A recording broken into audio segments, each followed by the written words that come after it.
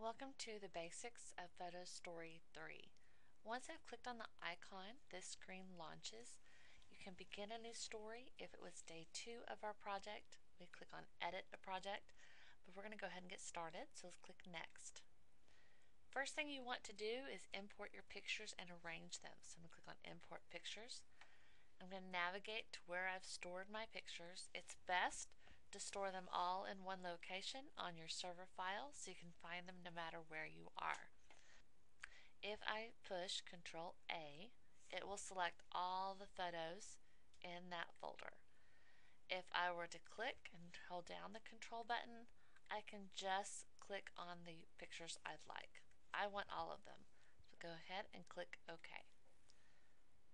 Now the pictures I've chosen were high resolution pictures, and so they're not like the thumbnails, so they're not going to be pixelated when they get larger. So if you're seeing that your pictures have lots of little squares in them, you didn't save the best resolution. You might want to go back and fix that before you get too much further.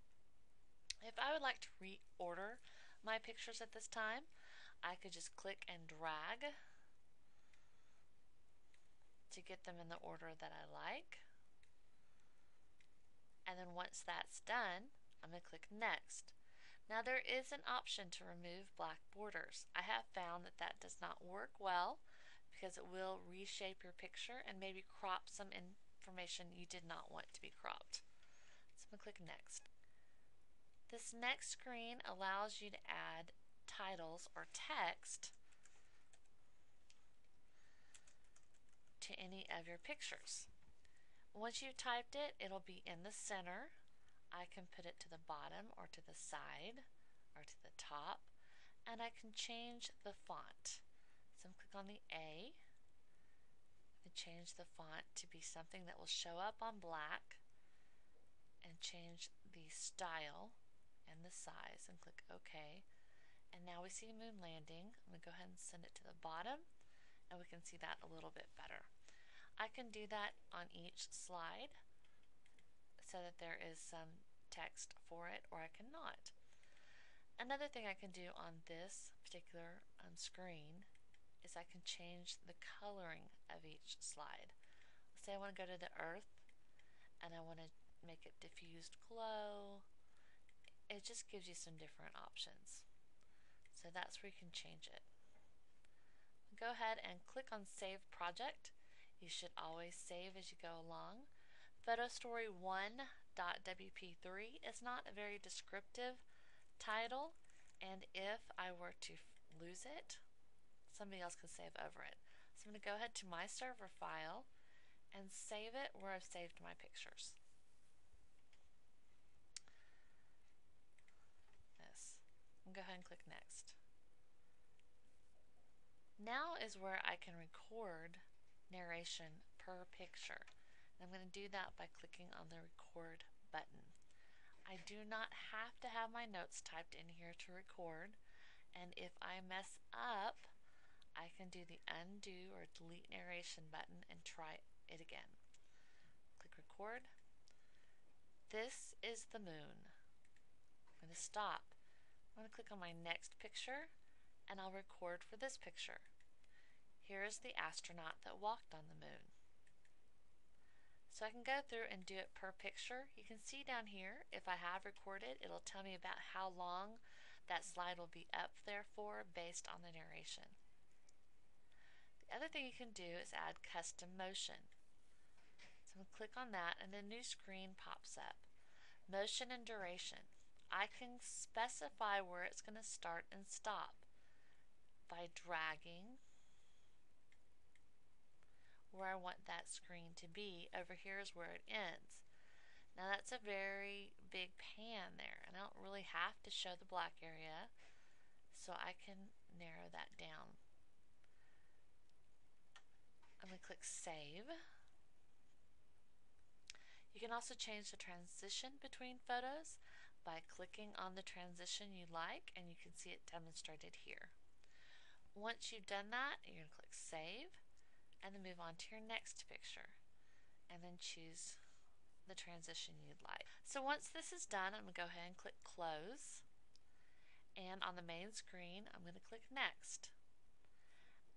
This is where I can add music. I can create music, or if I have downloaded it or I own music that I would like to add to this, I can click select music. You cannot choose straight from a CD. It would have to have been taken off of the CD first. I'm going to go ahead and click create music.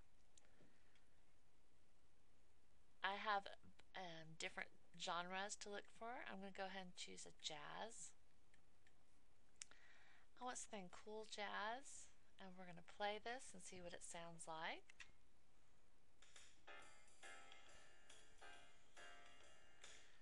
Say I want to slow it down a little bit.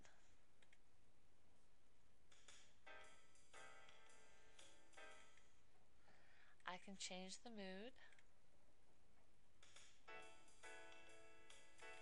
So you can play around with what types of music you'd like to play. Let's say that I'm happy with this. I'm going to go ahead and click OK. And you're going to see it's added it from the beginning to the end. If I had been clicked on the middle slide, it would have started the music here. One thing to think about is your volume. Right now that music is very high, but I've also got some audio narration that I don't want to lose. I'm going to go ahead and slide that down to it's going to be very soft background music. Go ahead and save my project. It's a great thing to save it. Every time you've made a change, I am going to replace it. And go ahead and click next. This is a very important step that a lot of people miss. Saving the project only makes it work in PhotoStory. Does not work on Windows Media Player or anything that doesn't have PhotoStory installed. So I need to make sure I've saved my story so it is compatible. I'm going to save it for playback on my computer. I'm going to save it into my server file. So when I'm back in the classroom, I'm going to present. It is there waiting for me. I've given it a name that makes sense. I'm going to go ahead and click save. And next, it's going to take a little bit to build the story.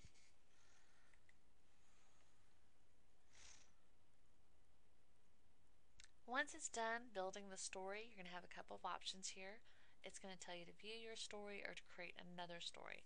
To test it out, we're going to go ahead and click on view your story.